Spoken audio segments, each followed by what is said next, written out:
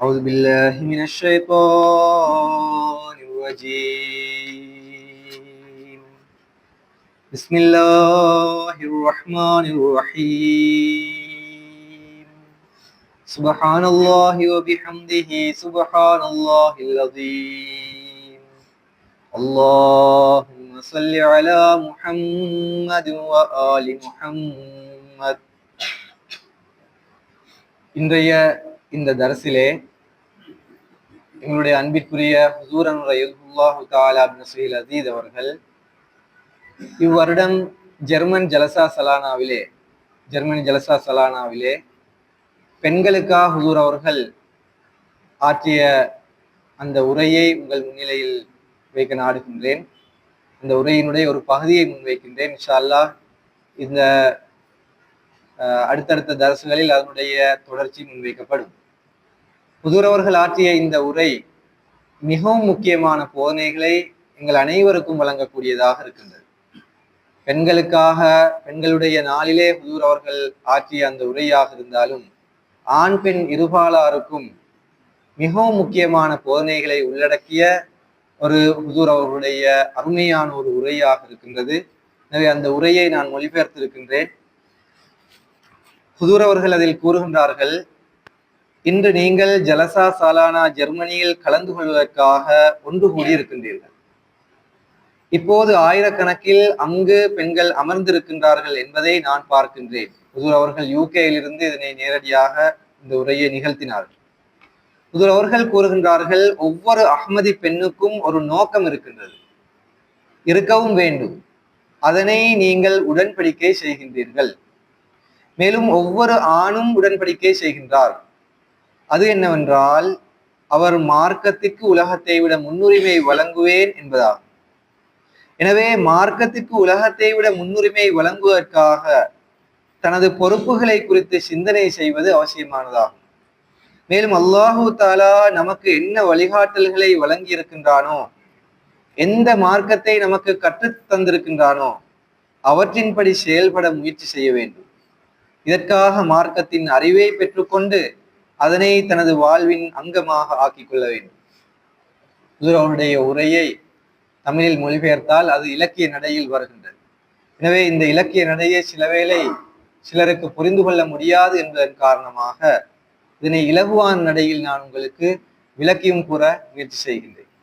ஹுசூர் அவர்கள் இந்த பந்தியில என்ன கூறுகின்றார்கள் என்றால், ஒவ்வொரு பெண்ணுக்கும் ஒரு நோக்கம் இருக்க வேண்டும், ஒவ்வொரு ஆணுக்கும் ஒரு நோக்கம் இருக்க வேண்டும்.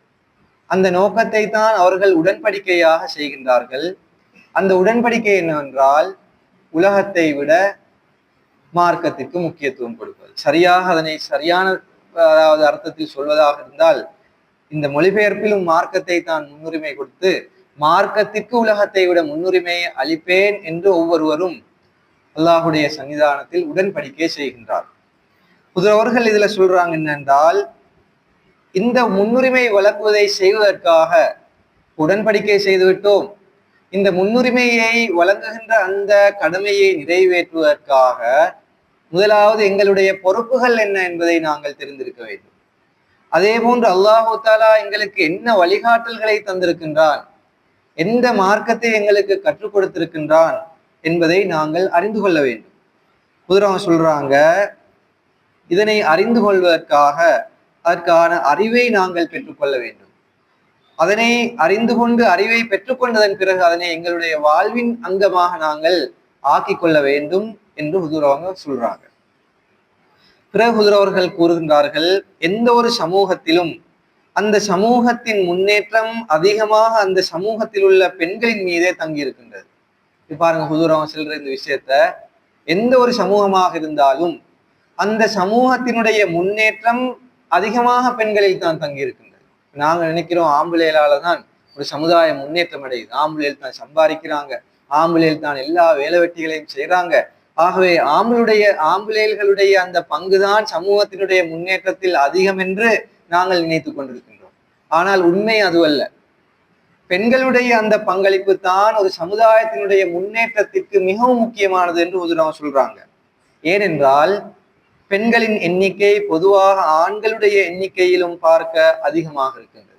இது உலகில் ஒரு இயற்கை சட்டமாக, இயற்கை நேச்சராக இது இருக்கின்றது, இயற்கையில் அமைந்த ஒரு விஷயமாக இருக்குது. ஆண்களுடைய எண்ணிக்கையிலும் பார்க்க பெண்களுடைய எண்ணிக்கை அதிகமாகி கிட்டடியில் இலங்கையில 2024ஆம் ஆண்டிற்குரிய சனத்தொகை கணக்கெடுப்பினுடைய அந்த ரிப்போர்ட் வெளியாகி, அதிலே இலங்கை சனத்தொகையில் 51% சொச்சமானவர்கள் யார் இருக்கின்றார்கள் என்றால் பெண்கள் இருக்கின்றார்கள். 48% ஆண்கள் இருக்கின்றார்கள். கிட்டத்தட்ட ஒரு 3% வித்தியாசம் ஒன்று இருக்கின்றது. அந்த 3% என்பது லட்சக்கணக்கிலே வித்தியாசம். எனவே இதுதான் உலகினுடைய நிலைமையாக இருக்கின்றது. ஆகவே பெண்களுடைய அந்த பங்களிப்பின் மூலம்தான் ஒரு சமுதாயத்தினுடைய முன்னேற்றம் அதிகம் தங்கி இருக்கின்றது. எனவே இதன் அடிப்படையிலும் கூட அவர்களின் பொறுப்புகளும் அதிகரிக்கின்றன. எண்ணிக்கை அவங்களோட கூட அது ஒரு பகுதி, அது ஒரு காரணம். எண்ணிக்கை கூடுதலாலேயும் அவர்களுடைய பொறுப்புகள் அதிகரிக்கின்றன. பெண்களின் தரம் உயர்வடைந்தால்தான் புதிய தலைமுறையினர் மிகவும் நல்ல முறையில் வளர்ந்து வருவார்கள். இந்த இடத்துல தரம் என்பது உலகளாவிய தரம் அல்ல, பௌதீக தரம் அல்ல, மார்க்க தரம். மார்க்க அந்தஸ்து உயர்வடைந்தால்தான், யாருடைய பெண்களுடைய மார்க்க அந்தஸ்து உயர்வடைந்தால்தான் புதிய தலைமுறையினர் மிகவும் நல்ல முறையில் வளர்ந்து வருவார்கள். மேலும் தனது சமூகத்தின் நடைமுறைகளையும் அறிவுகளையும் கற்றுக்கொண்டு அவர்கள் அதன்படி செயல்படக்கூடியவர்களாக இருப்பார்கள். இதே நிலைமைதான் மார்க்க விஷயத்திலும் இருக்கின்றது. பெண்களிடத்தில் மார்க்க கல்வி இருந்தால், மேலும் அவர்கள் மார்க்கத்தின்படி செயல்படக்கூடியவர்களாக இருந்தால்தான் அடுத்த தலைமுறையினரிடத்திலும் மார்க்கம் நடைமுறையில் நிலைத்திருக்கும். இந்த விஷயத்தையும் அஹ்மதிகளாகி நாங்க மிக முக்கியமாக புரிந்து கொள்ள வேண்டும். எங்களுடைய ஜமாத்தினுடைய ஒட்டுமொத்த தர்பியத் விஷயத்திலும் தனிப்பட்ட ரீதியிலும் இந்த தத்துவத்தை, இந்த அடிப்படை விஷயத்தை எங்களில் உள்ள ஒவ்வொரு ஆணும் ஒவ்வொரு பெண்ணும் மிகவும் நல்லா புரிஞ்சு கொள்ளணும். அதாவது என்னவென்றால், பெண்களுடைய மார்க்கத்தரம் உயர்வடைவது ஆகவும் மிகவும் முக்கியமானது. ஆனால் கவலைக்குரிய விஷயம் என்னவென்றால், எங்களில் சிலர், ஒரு சிலராக இருந்தாலும் சிலர், அவர்கள் நினைக்கிறாங்க பொம்பளைகளுக்கு ஜமாத்துல வேலை ஒன்று இல்லை, பொம்பளையில பள்ளிவாசல போக தேவையும் இல்லை, கூட்டங்கள்ல கலந்து கொள்ளவும் தேவையில்லை, அவங்களுடைய ப்ரோக்ராம்ல எதுலயும் கலந்து கொள்ள தேவையில்ல, இதெல்லாம் ஆம்பளையோட வேலை, நாங்க பள்ளிக்கு போய் தொழுதுட்டு வந்தா போதும், நாங்க பள்ளிவாசலுடைய விவகாரங்கள்ல பங்கெடுத்தால் போதும், பெண்கள் இதில் பங்கெடுக்க தேவையில்லை, கேட்டா நீங்க போக தேவையில்ல, அதெல்லாம் பெரிய கரைச்சலான வேலை என்று சொல்லி பெண்களை வீட்டிலே வைக்கிறாங்க. இவங்க நினைச்சு கொண்டிருக்கிறாங்க இவங்க பள்ளிவாசலுக்கு வந்துட்டு போனால், இவர்கள் மார்க்கத்தில் ஈடுபாடு காட்டினால் எல்லாம் சரி என்று சொல்லி. ஆனால் இது முற்றிலும் தவறான ஒரு கருத்தாக இருக்கின்றது. நீங்க எவ்வளவு மூமினாக இருந்தாலும், எவ்வளவு அமளிபாத் செய்யக்கூடியவர்களாக இருந்தாலும், வீட்டிலுள்ள மனைவியினுடைய தர்பியத்து மோசமாக இருந்தால் பிள்ளைகளுடைய நிலை அது கேள்விக்குறியாகத்தான் அமையும். இது குர்ஆன்ல எங்களுக்கு அல்லாஹ் தஆலா இதை சொல்லி தந்திருக்கிறான், உதாரணம் மூலமாக காட்டி தந்திருக்கிறான். நபிமார்களுடைய சந்ததிகள் சிலர் வீணாய் போனாங்க. தேடி பார்த்தா குர்ஆன்லே அல்லாஹ் தஆலா சொல்றான், இந்த நபிமார்களுடைய மனைவிமார்கள் வழிகேட்டில் இருந்தாங்க, தவறானவர்களாக இருந்தாங்க. அப்ப இதுல இருந்து என்ன விளங்குது? நபி ஆம்புல அவர் நபியாக இருந்தாலும் கூட மனைவி சரியில்லை என்று சொன்னால், மனைவியிடம் மார்க்கம் இல்லை என்றால் பிறகு பிள்ளைகளை காப்பாற்றுவது கடினம், முடியாது என்பதைத்தான் இதிலிருந்து அல்லாஹு தாலா எங்களுக்கு சுட்டி காட்டுகின்றார். அப்ப ஹுசூர் அவங்களுக்கு இந்த விஷயத்தில் இதைத்தான் சொல்றாங்க, பெண்களிடத்தில் மார்க்க கல்வி இருந்தால்தான், மேலும் அவர்கள் மார்க்கத்தின்படி செயல்படக்கூடியவர்களாக இருந்தால்தான் அடுத்த தலைமுறையினரிடத்திலும் மார்க்கம் நடைமுறையில் நிலைத்திருக்கும், மேலும் அவர்களுக்கு மார்க்கத்தின் மீது ஆர்வம் ஏற்படும். எனவே இஸ்லாம் பெண்ணுக்கு ஒரு விசேட அந்தஸ்தை வழங்கி இருக்கின்றது, மேலும் அவளுடைய பொறுப்புகளை குறித்து அவளுக்கு கவனமூட்டி இருக்கின்றது. இது தொடர்பாக நான் அடிக்கடி கூறிக்கொண்டிருக்கின்றேன். ஆனால் அவர்கள் கூறுகின்றார்கள், எவ்வளவு கவனம் ஏற்பட வேண்டுமோ அந்த அளவு ஏற்படுவதில்லை. நான் ஆண்களுக்கும் கவனமூட்டுகின்றேன், அதாவது அவர்கள் பெண்களுக்குரிய உரிமைகளை நிறைவேற்ற வேண்டும், மேலும் அவர்களுக்கு மார்க்கத்தை கற்றுக் கொடுக்க வேண்டும்.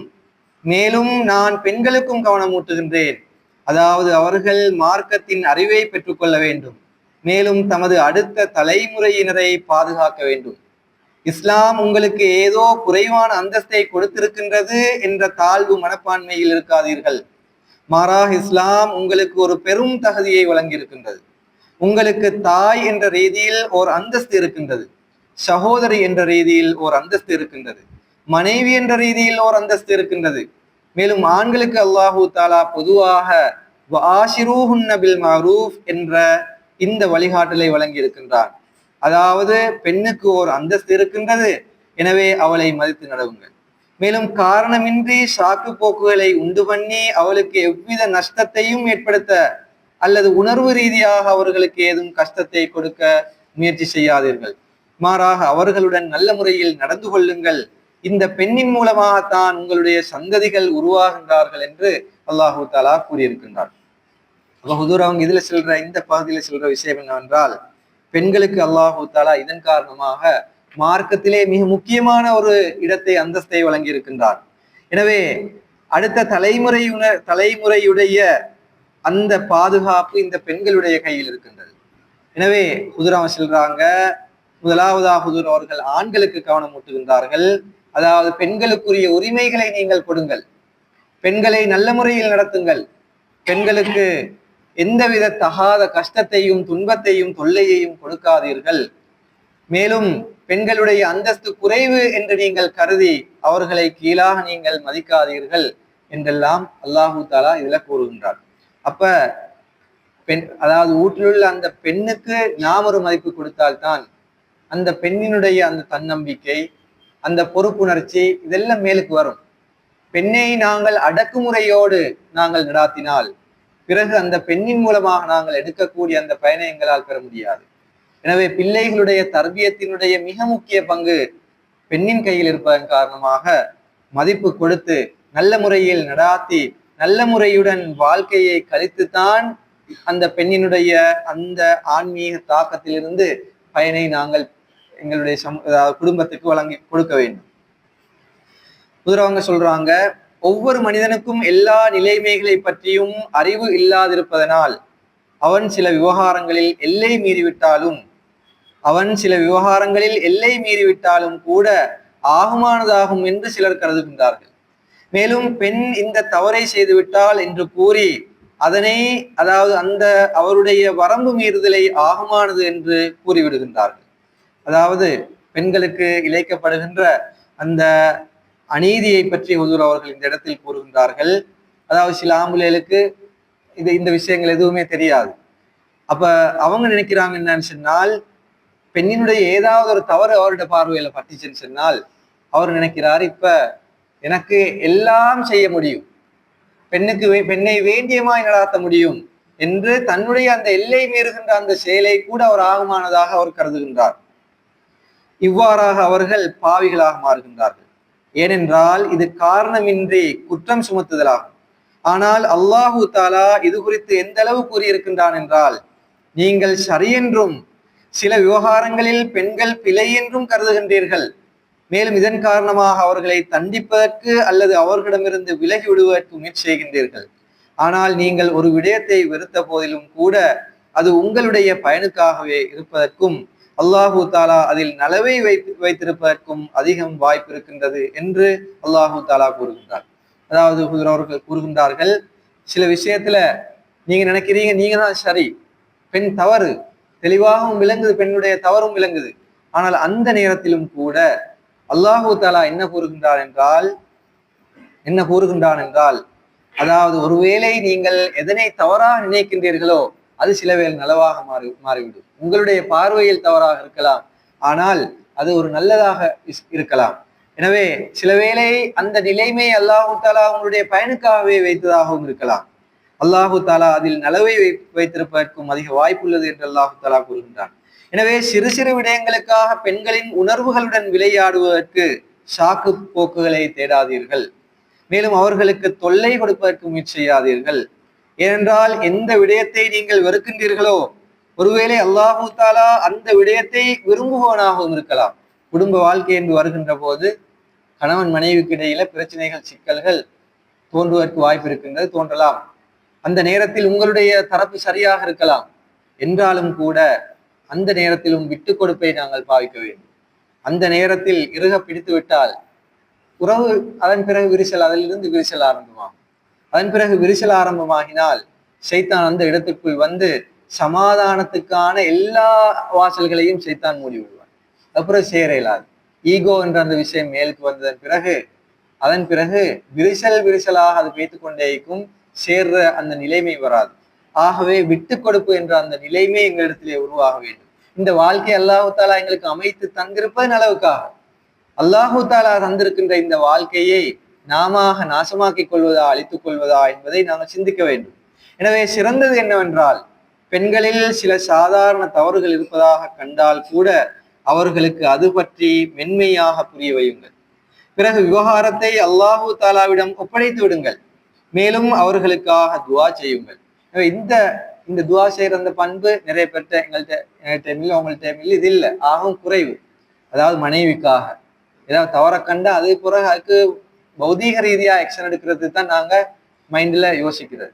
மாறாக இது சம்பந்தமா நான் ஹுதூருக்கு எழுதுவோம், துவா செய்வோம், பெண்ணுக்கா மௌனமா அதாவது அமைதியான முறையில புரிய வைப்போம், கோபத்தை ஒரு பக்கத்துல வச்சுட்டு புத்தி சாதுரியமாக இதை நாங்கள் அதாவது சோல்வ் பண்ணுவோம் என்ற அந்த நிலையை யோசிக்காம நாங்க பௌதீகமான அந்த முயற்சியில, பௌதீகமான முயற்சி என்றால் கடுமை காட்டுவதின் பால் நாங்கள் செயல்படுகின்றோம்.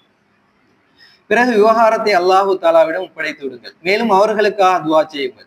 உங்களுடைய பார்வையில் பெண் ஏதும் தவறு செய்திருக்கின்றாள் என்றால் அல்லாஹு தாலா அவளை சீர்திருத்த வேண்டும் என்று அல்லாஹு தாலாவிடம் துவா செய்யுங்கள். பெண்களுக்குள்ள அந்த அந்தஸ்தின் காரணமாக அல்லாஹு தாலா மிகவும் தெளிவான முறையில் ஆண்களுக்கு கூறியிருக்கின்றான். முதல்ல ஆண்களுக்கு தான் இப்ப சொல்றாங்க. அதாவது உங்களுக்கு மட்டுமல்ல உணர்வுகள் இருக்கின்றன, பெண்களுக்கும் உணர்வுகள் இருக்கின்றன. இந்த கணவன் மனைவிக்குள்ள ஏற்படக்கூடிய இந்த நிலைமைகள்ல எந்த நேரமும் நாங்க பார்க்க வேண்டிய ஒரு விஷயம் என்னவென்றால், நான் பேசுகின்ற இந்த பேச்சு அதே விதமாக மறுபக்கத்திலிருந்து எனக்கு வந்தால் என்னுடைய உள்ளம் அதை எவ்வாறு பாரம் எடுக்கும் என்பதை முதலாவது பேசுறதுக்கு முந்தையே நான் யோசிப்பேன். நான் இப்ப பேச போற இந்த விஷயத்த அவ திருப்பி என்னோட பேசினால் நான் அதை எப்படி பாரம் எடுப்பேன்? நான் நடந்து கொள்கின்ற இந்த விதத்தில் அவவும் நடந்து கொண்டால் எனக்கு எப்படி இருக்கும் என்ற எந்த நேரம் இந்த தராசில எங்களுடைய விஷயங்களை நாங்கள் வைத்து அளந்து பார்த்து செயல்பட்டால் ரசூல்லாவுடைய அந்த ஹதீஸ் தான் எங்களுக்கு நினைவார.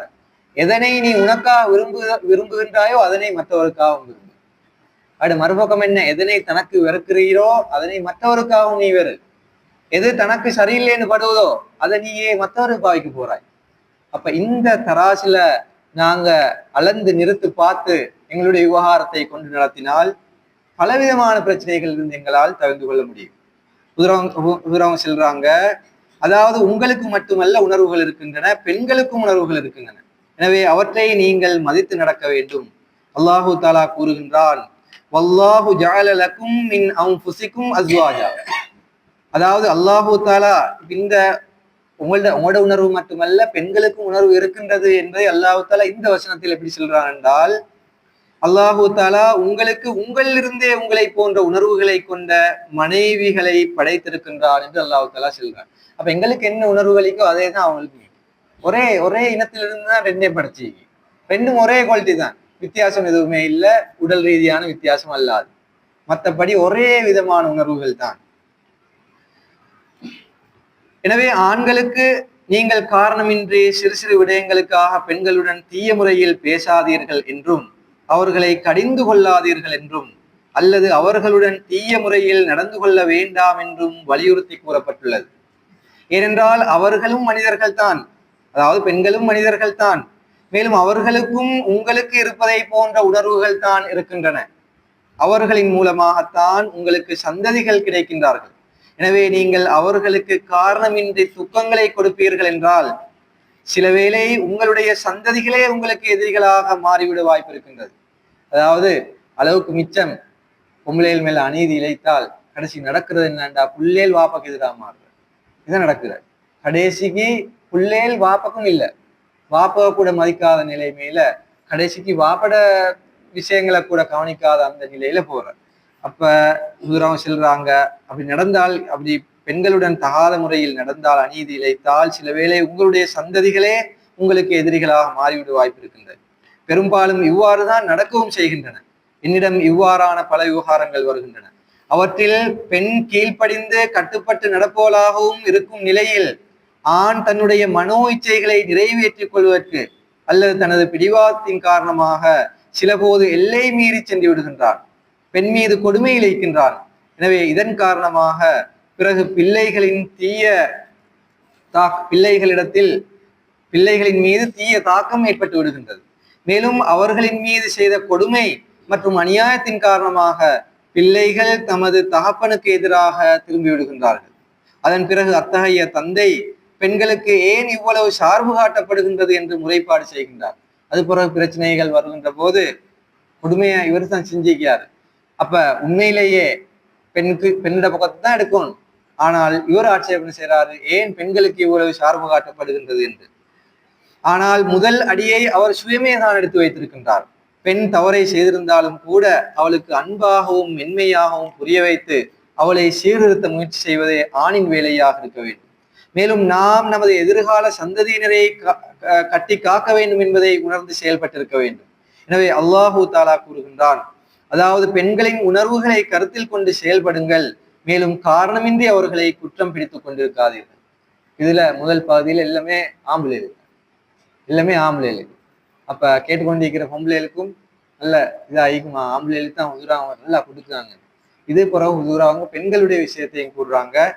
அதே போன்று எல்லா குற்றமும் ஆணுடையது மட்டும் தான் என்பதும் அல்ல. இதுவும் ரெண்டு சைடு இருக்குது. ஆனா கணவன் மனைவிக்கு இடையில பிரச்சனை ஒன்று வந்தால் கட்டாயமா இரண்டு சாரார்களையும் பிரச்சனை இருக்குது. இரண்டு சாராரும் காரணம். உதுராங்க செல்றாங்க. அதே போன்று எல்லா குற்றமும் ஆணுடையது மட்டும் தான் என்பதல்ல. மாறாக சில பெண்களும் எவ்வாறு இருக்கின்றார்கள் என்றால் அவர்கள் காரணமின்றி குறைகளை கூற ஆரம்பித்து விடுகின்றார்கள்.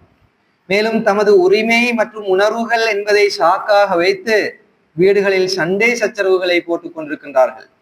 சில போது ஆணின் தவறு இருப்பது போல் சில போது பெண்ணுடைய தவறும் இருக்கின்றது. எனவே அல்லாஹு தாலா ஆண் பெண் இரு பாலாருக்கும் கூறுகின்றான், அதாவது உங்கள் இருவருக்கும் உணர்வுகள் இருக்கின்றன. அவற்றை அல்லாஹு தாலா நீங்கள் ஒருவர் மற்றவரை மதித்து நடக்க வேண்டும் என்பதற்காகவே வைத்திருக்கின்றார். எனவே சிறு சிறு விடயங்களுக்காக வீடுகளில் குழப்பத்தை உண்டு பண்ண முயற்சி செய்கின்ற பெண்கள் தக்வா என்றால் என்ன என்பதை பார்க்க வேண்டும். சில பெண்கள் இருக்கின்றார்கள், எந்த நேரமும் குறை, மாப்பிள்ளையிட கடமையை செய்யறில்ல, மாப்பிள்ளைய கணக்கெடுக்கிறல்ல, மாப்பிள்ளைய மதிக்கிறல்ல, மாப்பிள்ளையிட விவகாரங்கள்ல ஒத்துழைக்கிறல்ல, மாப்பிள்ளை கொண்டாட அந்த பணங்களை சரியான முறையில கையாள்றில்ல, எந்த நேரமும் வீட்டுல குழப்பம். அப்ப வீட்டுல அந்த மாப்பிள்ளை கீக்கவும் மேலாது.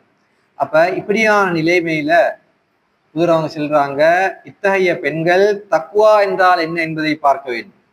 அவர்கள் மார்க்கத்திற்கு முன்னுரிமை அளிப்போம் என்ற உடன்படிக்கையின்படி வழிநடந்து சென்றால் பிறகு பிரச்சனைகள் தோன்றாது போய்விடும். அதே போன்று ஆண்கள் மார்க்கத்திற்கு முன்னுரிமை வழங்கி செயல்பட்டால் அப்போதும் பிரச்சனைகள் தோன்றாமல் போய்விடும். மேலும் இதனால் வீட்டில் ஓர் அழகான தூய சூழல் உருவாகும். அல்லாஹு தாலா இதனையும் கூறுகின்றார், அதாவது ஆணும் பெண்ணும் ஒருவர் மற்றவருக்கு ஆடைகள் ஆவார்கள். அதாவது ஒருவர் மற்றவரின் இரகசியங்களை பாதுகாக்கக்கூடியவர்களாவர். இரகசியமாகவே இருக்க வேண்டும் என்று இங்கு ஆண்கள் பெண்கள் இருபாலாருக்கும் கட்டளை இருக்கின்றது. அதற்கு மாற்றமாக எப்போதாவது சண்டை ஏற்பட்டால் ஒருவர் மற்றவரின் அனாவசியமான அல்லது தனிப்பட்ட விடயங்களை பகிரங்கப்படுத்தும் நிலை ஏற்பட்டுவிடக் கூடாது. எனவே இந்த விடயத்தை கருத்தில் கொள்ள வேண்டும். விசேடமாக பெண்களும் இதுல பார்க்கணும். வீட்டுல கணவன் மனைவிக்கு இடையில ஏற்படக்கூடிய அந்த சிக்கல்கள் பிரச்சனைகள், இது அந்த வீட்டின் 4 சுவருக்குள்ளே இது தீர்வு ஆகிவிட வேண்டும். தன்னுடைய தாய் தாப்பராக இருந்தாலும் கூட வீட்டிலிருந்து அந்த பிரச்சனை வெளியே போய்விட்டால் அது சமூகத்தினுடைய பிரச்சனையா அதன் பிறகு மாறிவிடும். அதுக்கு பிறகு உங்களுடைய கையிலிருந்து உங்களுடைய பிரச்சனை அது வெளியே போய்விட்டது, அதுவும் உங்களுடைய கையினாலேயே போய்விட்டது என்றால் பிறகு அந்த பிரச்சனையை சோல்வ் பண்ணுவது என்பது அதாவது 2வது கட்டத்துக்கு அது போய்விடுகின்றது. இலகுவாக இருந்த ஒரு கட்டத்தை தாண்டி இன்னொரு கட்டத்துக்கு அது போய்விடுகின்றது. எனவே பெண்களுக்கும் ஆண்களுக்கும் மிக முக்கியமாக தமது பிரச்சனைகள் அனைத்தையும் தம்மோடு வைத்துக் கொண்டு தம்மோடு அதனை எவ்வாறாவது சீர்திருத்துவதற்காகவே முயற்சி செய்ய வேண்டும். இது இல்லாமல் தொட்டது பிடிச்சதுக்கெல்லாம் உம்மக்கு கோல், பாப்பக்கு கோல், கூட்டாளிக்கு கோல், இப்படியான ஒரு நிலைமை வந்துவிட்டால் அதன் பிறகு பிரச்சனையை நீங்க தான் அதை மக்களுக்கு பங்கிடுறீங்க. அதன் பிறகு எல்லாரும் அந்த பிரச்சனையில தலையிடுவாங்க. அதன் பிறகு அதாவது மிகவும் இலகுவான முறையிலே தீர்த்து கொள்ள முடியுமான அந்த பிரச்சனை அது பெரிய சிக்கலாக அது மாறிவிடும். அதன் பிறகு அது உங்களுடைய கைக்கு எட்டாத ஒரு நிலைக்கு அது போய் சென்று விடுகின்றது. எனவே இதிலிருந்தும் நம் அனைவரும் தப்பி இருக்க வேண்டும். பிறகு ஹுதுர் அவர்கள் கூறுகின்றார்கள், அதே போன்று கணவன் மனைவியின் நல்ல உறவின் காரணமாக சமூகத்திலும் கூட அவர்களுக்கென்று ஒரு நல்ல அந்தஸ்து நிலை பெற்று விடுகின்றது. அதாவது மாப்பிள்ளை பொண்டாட்டியினுடைய வாழ்க்கை நல்லா இருக்குதா, அவங்களே சமூகத்தில் ஒரு மதிப்பு அண்டிக்குது. அவங்களுடைய அந்த குடும்ப வாழ்க்கைக்கு சமூகத்தில் ஒரு மதிப்பு இருக்குது. குடும்ப வாழ்க்கை சீர்கட்டு அது சமூகத்தினுடைய பிரச்சனையா மாறினால் இருக்கிற மதிப்பு மரியாதையும் இல்லாமல் போய்விடும். ஏனென்றால் அவர்கள் இருவரும் ஒருவர் மற்றவரின் ஆடையாக இருந்து செயல்படுகின்றார்கள். ஆடையிட வேலை என்னது? குறைகளை மறைப்பது, வெக்கத்தை மறைக்கிறது. கணவனும் மனைவிக்கும் இடையில பிரச்சனை வார என்றது ஒரு வெக்கமான விஷயம். அது இன்னொருவருக்கு போனால் தன்னுடைய ஆடையை திறந்து இன்னொருவருக்கு காட்டுற மாதிரி வேலை. அப்ப அல்லாஹு தாலா சொல்றான், கட்டளையாக சொல்றான், நீங்கள் ஒருவர் மற்றவருக்கு ஆடையாக இருந்து செயல்படுங்கள், ஒருவர் மற்றவருடைய குறைகளை மறைத்து செயல்படுங்கள். ஏனென்றால் அவர்கள் இருவரும் ஒருவர் மற்றவரின் ஆடையாக இருந்து செயல்படுகின்றார்கள். ஒருவர் மற்றவரின் மதிப்பை கருத்தில் கொண்டு செயல்படுகின்றார்கள். ஒருவர் மற்றவரை மதித்து செயல்படுகின்றார்கள். மேலும் தமது பிள்ளைகளுக்கும் முன்மாதிரிகளை நிலைநாட்டுகின்றார்கள். மேலும் சமூகத்திற்கு முன்னாலும் ஒரு முன்னுதாரணத்தை நிலைநாட்டுகின்றார்கள். இவ்வாறான சூழ்நிலை இருந்தால் எவருக்கும் பெண்ணின் மீது விரல் நீட்டுவதற்கோ ஆணின் மீது விரல் நீட்டுவதற்கோ தைரியம் வருவதில்லை. எனவே இங்கு கணவன் மற்றும் மனைவி ஆகிய இருவருக்கும் பொறுப்பு உள்ளது. அதாவது நீங்கள் தத்தமது பொறுப்புகளை உணருங்கள். ஆண் பெண்ணுடைய உணர்வுகளை பாதிக்கும் வண்ணமும் பெண் ஆணின் உணர்வுகளை பாதிக்கும் வண்ணமும் செயல்படக்கூடாது. இதன் மூலமாகத்தான் உங்களின் வீட்டின் சூழல் நல்லதாக இருக்கும் என்றும் நீங்கள் உங்களின் சந்ததிகளையும் பாதுகாத்துக் கொள்வீர்கள் என்றும் அல்லாஹு தஆலா கூறுகின்றார். மாறாக திருக்குர்ஆனில் எந்த அளவு இது பற்றி போதனை வழங்கப்பட்டுள்ளது என்றால், சிலவேளை பிரிவினை மற்றும் தலாக்கின் நிலைமை ஏற்பட்டாலும் கூட திருமண வாழ்க்கையில் நடந்த ஒருவர் மற்றவரின் இரகசியமான விடயங்களை வெளியில் கொண்டு வரக்கூடாது. இது குர்ஆன் சொல்லுது. சின்ன சின்ன பிரச்சனை வந்து வெளியே போறதல்ல, தலாக்குலா என்ற அந்த நிலைமை கூட வந்து விட்டாலும் கூட உங்களுக்கு இடையில் நடைபெற்ற அந்த இரகசியங்களை, ஒருவர் மற்றவருடைய குறைகளை சமூகத்துக்கு செல்லக்கூடாது. ஏன்? தன்னுடன் வாழ விருப்பம் இல்லையா பிரிஞ்சு போ, ஆனால் பிறகு வாழணுமே, இவங்க ரெண்டு பேரும் சமூகத்தில் ஈக்கணுமே. இதுக்காக அல் குர்ஆன் போடக்கூடிய கட்டளை என்னவென்றால், தலாக்குலாவுடைய நிலைமையாக இருந்தாலும் ஒருவர் மற்றவருடைய இரகசியங்களை பாதுகாக்க வேண்டும். ஏனென்றால் இந்த விடயங்கள் இரகசியமானவையும் அமானிதங்களுமாகும். அமானிதங்கள் அதாவது பாதுகாப்பீர்கள் என்று நம்பி ஒப்படைக்கப்பட்டவை என்பவை வெறும் பணத்துடன் சம்பந்தப்பட்டவை அல்ல, மாறாக இந்த விடயங்களும் அமானிதங்களாகும். எனவே நீங்கள் இந்த அமானிதங்களை பாதுகாக்கவில்லை என்றால் நீங்கள் நம்பிக்கை துரோகிகளாக கணிக்கப்படுவீர்கள். உங்களுடைய உறவு நல்லதாக இருந்த போது ஒருவர் மற்றவருடன் உடன்படிக்கைகளையும் வாக்குறுதிகளையும் செய்து கொண்டிருந்தீர்கள், பாதுகாப்போம் என்று உறுதியளித்துக் கொண்டிருந்தீர்கள்.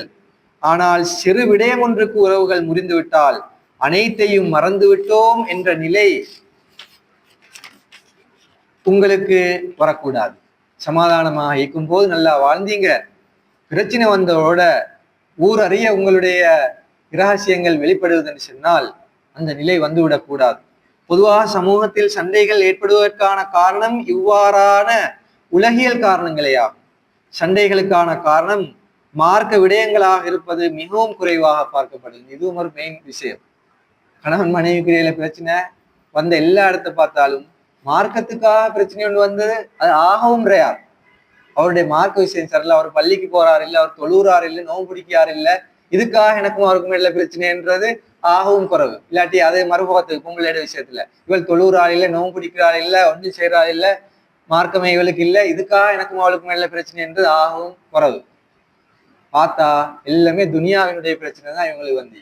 அப்ப ஹுதுரமா சொல்றாங்க, எனவே அல்லாஹு தாலா ஆண்களுக்கு வழிகாட்டல் வழங்கியவாறு கூறுகின்றான், நீங்கள் பெண்களின் இரகசியமான விடயங்களை வெளிப்படுத்தாதீர்கள், அதே போன்று பெண்களுக்கும் நீங்களும் அவற்றை வெளிப்படுத்தாதீர்கள் என்று கூறுகின்றான். ஏனென்றால் நீங்கள் ஒருவர் மற்றவருக்கு ஆடையாக இருக்கின்றீர்கள், நீங்கள் அவ்வாறு செயல்பட்டால், ஒருவர் மற்றவரை கவனித்து செயல்பட்டால் ஓர் ஆழமான ஓர் அழகான சமூகம் தோற்றம் பெறும் என்று அல்லாஹு தஆலா கூறுகின்றான். இதனை இந்த அளவு நிறைவு செய்கின்றேன். இன்ஷா அல்லாஹ் இதனுடைய எஞ்சிய பகுதியின் ஒரு பகுதி இன்ஷா அல்லாஹ் எஞ்சிய பகுதியின் ஒரு பகுதி இன்ஷா அல்லாஹ் அடுத்த தரிசில் முன்வைக்கின்றேன். ஜஸாக்குமுல்லாஹ்.